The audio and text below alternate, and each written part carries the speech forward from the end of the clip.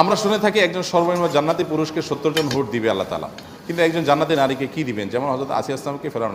পুরুষ সৃষ্টিগতভাবে, আমরা জানি সবাই, সৃষ্টিগতভাবে পুরুষ একাধিক নারীর প্রতি আসক্তি তার মধ্যে যেরকম থাকে, প্রকৃতিগতভাবে টান থাকে।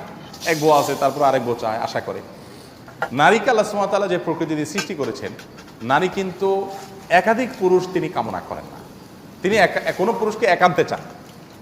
একাধিক পুরুষ এটা নারী প্রকৃতিগতভাবে চায় না। হ্যাঁ, তাহলে আপনি বলবেন তাহলে পরকীয়া কেন হয়? অনেক মহিলা তো আছে যে তার ঘরে স্বামী আছে, সে আরেকটা পিছনে দৌড়াচ্ছে। হ্যাঁ, বহুগামিতার রোগ আছে। তো এইটা যেগুলোর মধ্যে আছে সেগুলো তো রোগী। কিন্তু সুস্থ প্রকৃতিতে নারীরা সাধারণত চায় একান্তে কেউ। এখন প্রশ্ন হলো, জান্নাতে যদি হুররা থাকে তাহলে তার একান্তে থাকলো না বউয়ের, স্বামীটা তার একান্তে থাকলো না? এর উত্তর হলো, দেখেন, দুনিয়াতে যে রেশারেশি আছে, রেশারেশি হিংসা আছে,